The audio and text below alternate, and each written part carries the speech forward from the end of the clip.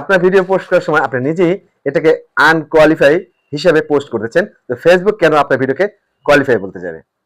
সালাম আলাইকুম, কেমন আছেন প্রিয় বন্ধুরা? আশা করি ভালো আছেন। প্রিয় বন্ধুরা, খুবই গুরুত্বপূর্ণ একটা বিষয় নিয়ে আজ আপনাদের সাথে কথা বলবো। অবশ্যই ভিডিও যেন অন করেছেন, শুরু থেকে শেষ পর্যন্ত দেখুন। আশা করি আপনি উপকৃত হতে পারবেন। আমরা ফেসবুকে অনেকে কাজ করতে থাকি এবং অনেকে জেনে না জেনে অনেক সময় অনেক কিছু করে থাকি, যেটা ফেসবুকের অ্যালগরিদমের বাইরে চলে যাচ্ছে। প্রিয় বন্ধুরা, বিশেষ করে আমরা অনেকের পরিবারে দেখা যাচ্ছে আপনারা ভিডিও পোস্ট করতেছেন, কিন্তু সেখানে টোটালি হ্যাশট্যাগ ব্যবহারই করতেছেন না। আবার অনেকে দেখা যায় হ্যাশট্যাগ ব্যবহার করতেছেন আপনাদের যে যার মতো ইচ্ছা মতো করে, যত পারছেন ততটাই। এখন এই বিষয়গুলো খুবই জানা দরকার যে আসলে হ্যাশট্যাগ জিনিসটা কি এবং এটা কি পরিমাণে ব্যবহার করা যায়। তো এই বিষয় নিয়ে আপনাদের বলবো। দেখুন, একটা হ্যাশট্যাগের গুরুত্বপূর্ণ একটা বিষয় হচ্ছে এই হ্যাশট্যাগটি আপনি যে ইউজ করবেন সেই হ্যাশট্যাগ কতজনে ইউজ করেছেন, কত মিলিয়ন হয়েছে, কতবার ইউজ হয়েছে, সেটা আপনাকে দেখতে হবে প্রথম কথা। দ্বিতীয় কথা হচ্ছে আপনার ভিডিও রিলেটেড হ্যাশট্যাগ হচ্ছে কিনা, অর্থাৎ আপনি ভিডিওতে কি করছেন সেই রিলেটেড হ্যাশট্যাগ কিনা। সর্বোচ্চ আমি বলবো যে 4টা থেকে 6টা পর্যন্ত হ্যাশট্যাগ ইউজ করবেন যেগুলি মিলিয়ন মিলিয়ন ইউজ করা হয়েছে। এটা খুবই গুরুত্বপূর্ণ বিষয় এবং অবশ্যই হ্যাশট্যাগ এবং আপনার যে পোস্ট অথবা ভিডিও তার সাথে মিল থাকতে হবে। দেখা যায় অনেকে আপনারা রিলস ভিডিও আপলোড করেছেন, কিন্তু সেখানে হ্যাশট্যাগে দিয়ে রেখেছেন ভাইরাল পিকচার, পিকচার চ্যালেঞ্জ, এর সাথে আপনার পোস্টের সাথে কোনো মিল নাই। আবার অনেক দেখা যাচ্ছে আপনারা ছবি পোস্ট করেছেন, সেখানে আপনারা হ্যাশট্যাগে প্রথমে দিয়ে রেখেছেন viral reels, reels challenge, video viral.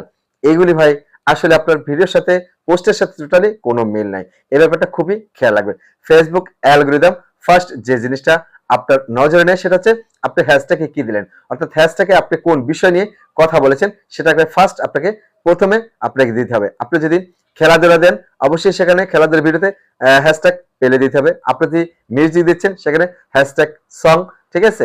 এই ধরনের যে আপনারা দিয়ে রাখবেন। যদি রান্না বান্না করে থাকেন অবশ্যই আপনারা হ্যাশট্যাগ কুকিং দিয়ে রাখবেন। এই বিষয়গুলি আমরা অনেকে খেয়াল করি না। এই একটা বিষয় গেল। আরেকটা বিষয় হচ্ছে আপনারা অনেকে আমাকে লাইভে অথবা বিভিন্ন সময় প্রশ্ন করে থাকেন যে ভাইয়া আপনি যে জিনিসগুলো বলছেন এটা কোথায় গেলে পাওয়া যাবে। যেমন আমি একটা ভিডিও করেছি এর আগে যে আপনি যতগুলি পোস্ট অথবা ভিডিও আপনার টাইমলাইনে ছিল ডিলিট করেছেন, সেগুলো একটা অ্যাক্টিভিটি লকে রয়ে গেছে, এটা এখান থেকে ডিলিট করতে হবে। ডিলিট করার চেষ্টা করুন। তো এটা অনেকে বলেন যে ভাই এটা কোথায় গেলে পাবো, তো আমি তো ওই মুহূর্তে এটাকে আসলে ডিসক্রিপশন করা সম্ভব না।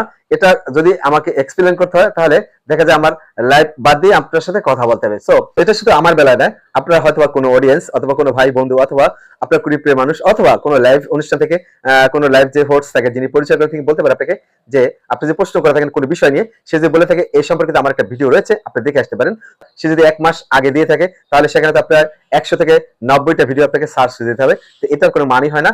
এই সহজ জিনিসটা আপনারা সহজে খুঁজে পাবেন যদি তার সেই ক্যাপশন বলে দেয় এই ধরনের ক্যাপশন দেওয়া রয়েছে, তাহলে আপনি এখান থেকে গিয়ে সরাসরি দেখতে পারবেন। আমি স্ক্রিন শেয়ার করে রেখেছি, দেখুন এভাবে দেখে নেবেন। আইডিতে চলে যাবেন। আইডিতে যাওয়ার পরে এরপরে দেখবেন একটু স্ক্রল করে নিচে গেলে দেখবেন এখানে পোস্ট অ্যাবাউট ভিডিওস মোর রয়েছে। এখানে ভিডিওসে ক্লিক করবেন। আপনার যে কোনো আইডিতে গেলে ভিডিওস ক্লিক করার পরে এখানে সব ভিডিও রয়েছে। যদি ক্যাপশন দেওয়া থাকে আপনি ক্যাপশন অনুযায়ী এই ভিডিওটা অন করলে আপনি কিন্তু সেটা দেখতে পারতেছেন।